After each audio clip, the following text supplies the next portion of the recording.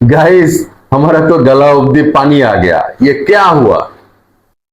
বিশ্বাস করুন নাকের এখানে হাত নিয়ে আসলে নিজেকে বারবার বোঝাতে হচ্ছিল যে আমি সজ্ঞানে আছি। বাংলাদেশ দল আজকে নেদারল্যান্ডসের বিপক্ষে এই টি-20 ম্যাচে অন্তত হারবে না। মানে 15 ওভার পর্যন্ত এরকম ভাবেই চলেছে। তারপরে অন্য গল্প।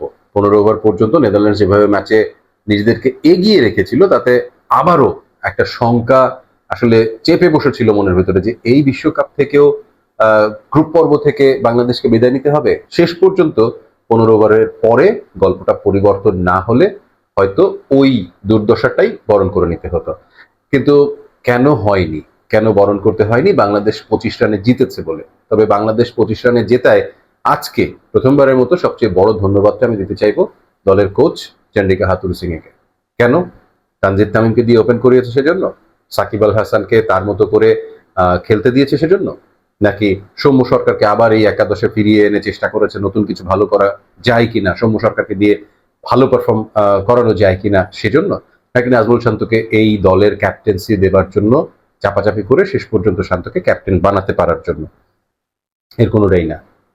তাকে আমি ধন্যবাদ দিতে চাই কারণ দলে রিশাদ হোসেনের মতো মাত্র 21 বছর বয়সী একজন লেগ স্পিনারকে তৈরি করে সুযোগ দিয়ে পরিপূর্ণ কনফিডেন্সের সাথে প্রত্যেকটা ম্যাচে পার্টিসিপেট করতে দেওয়ার জন্য। আজকে 15তম ওভারে যদি রিশাদ হোসেন ওই দুটো উইকেট না নিত, এঙ্গেলব্রেক্ট এবং সে সাথে বাস ডিলিট, নেদারল্যান্ডের দুই মোস্ট ইম্পর্টেন্ট ব্যাটার যারা, তাদেরকে যদি আউট না করতো, ব্যাক টু ব্যাক ওই একটা না আসতো রিশাদের কাছ থেকে, তাহলে আমার মনে হয় আজকের এই ম্যাচ বাংলাদেশ হেরে যেত। হয়তো হয়তো হেরে যেত।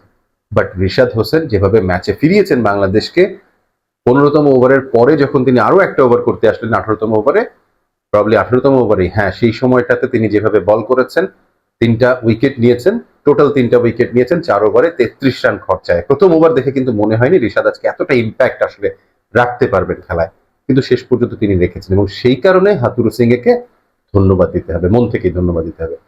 তবে শুধুমাত্র রিশাদ নয়, আজকে মুস্তাফিজ যে বল করেছেন 4 ওভার বল করে মাত্র 12 রান দিয়ে, মানে 12 রান দিয়ে তিনি তার কোটা শেষ করেছেন। মুস্তাফিজ 4 ওভারে 12 রান দিয়ে একটা উইকেট নিয়েছেন, হেভি ইম্পর্টেন্ট একটা উইকেট নিয়েছেন তিনি, এবং সেই উইকেটটার সাথে সাথে মাত্র 3 রান পার ওভার খরচায় তিনি তার কোটার 4 ওভার শেষ করেছেন। মুস্তাফিজ অ্যাজ মুস্তাফিজ আমরা জানি সবসময় অসাধারণ এবং অতিমানবীয়। তিনি যদি তার ফেভারেবল পিচ পান সেখানে আসলে প্রতিপক্ষ ব্যাটারদেরকে মুস্তাফিজের বল ছোবারও শক্তি থাকে না। তবে শুধু মুস্তাফিজ অথবা রিশাদ নয়, বাংলাদেশের বোলিং তাসকিনকে দিয়েও সমৃদ্ধ হয়েছে, সাকিবকে দিয়েও সমৃদ্ধ হয়েছে, এবং সেই সাথে মাহমুদুল্লাহর 1 ওভার, একটা উইকেট। বিক্রমজিৎ সিং বেশি আক্রমণাত্মক হয়ে উঠেছিলেন, হতে পারতেন আরো বড় ভয়ঙ্কর কোনো কিছু বাংলাদেশের বিপক্ষে, কিন্তু তার আগেই মাহমুদুল্লাহ তাকে থামিয়ে দিয়েছেন। সো বোলিং আক্রমণ আজকে বাংলাদেশের জন্য 100-তে 100, 100-তে 100, এ বিষয়ে কোনো সন্দেহ নেই।